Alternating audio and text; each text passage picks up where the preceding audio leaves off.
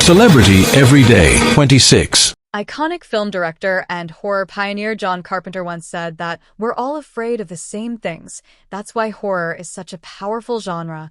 Indeed, the master of horror should know. And who are we to argue about whether there's a universal relatability to suffering?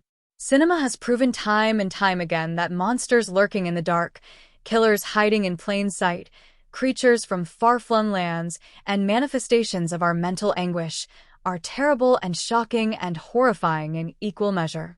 For more than a century, these are the concepts and the tales that we as a global populace have returned to time and time again to experience the thrill of a ghost ride and the catharsis of safely confronting conscious and subconscious fears.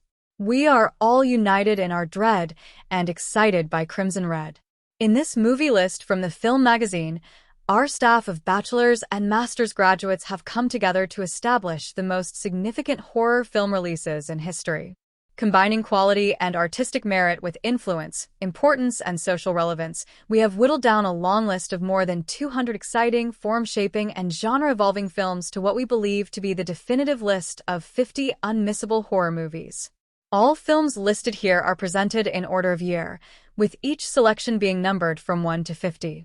These selections are unique in their continued appeal, their influence on other films in their genre, and on wider cinema or culture.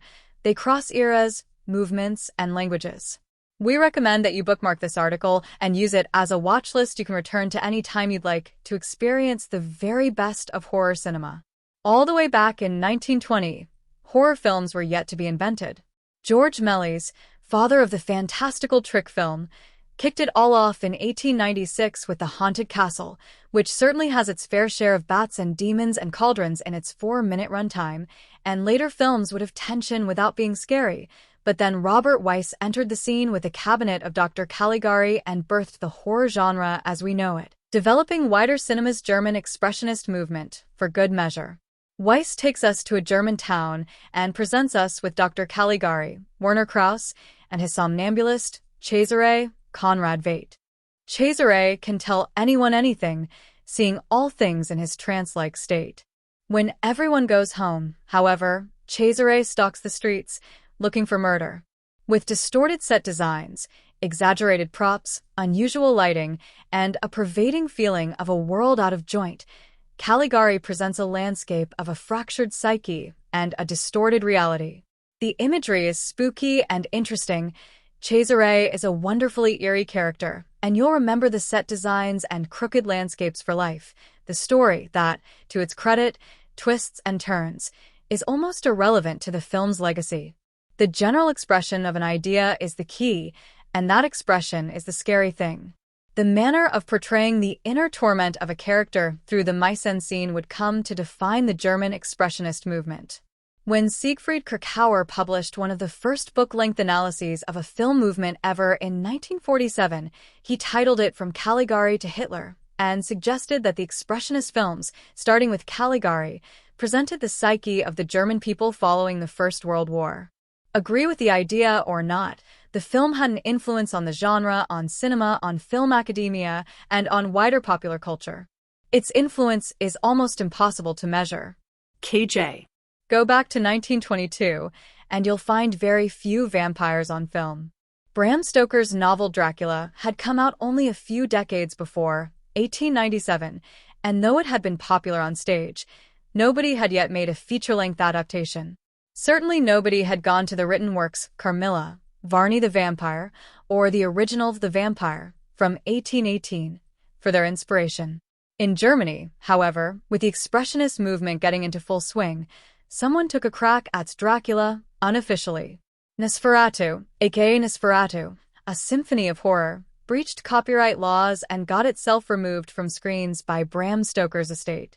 Only through people illegally hiding copied prints are we still able to watch the original vampire masterpiece. The story roughly follows the plot of Dracula, with an Eastern European aristocrat making his way to London, only to be discovered to be something far more than human. Max Schreck's vampire is a far cry from the dapper, aristocratic, well-groomed seducer of modern times, and even of those gone before. He is rat-like, with long claws and stark eyes, a monstrous figure even before you come to understand his true nature. We'd had strange and bizarre creatures before Nosferatu, but Shrek's Nosferatu is one of the first true movie monsters. Sections may seem dated now, but that's because we've seen countless films, scenes, and frames inspired by this film over the past century.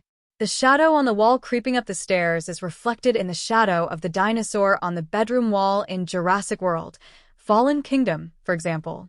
Shrek's Count Orlok rises from his coffin in a manner mirrored by Michael Myers sitting up in Halloween. 2. Nosferatu is a film that remains strange and creepy, and perhaps more importantly, was the template of the strange and fantastical elements of horror cinema for generations to come.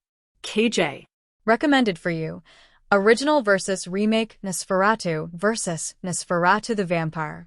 In an attempt to capitalize on the success of Dracula, 1931, more gothic chillers and horror stories were produced.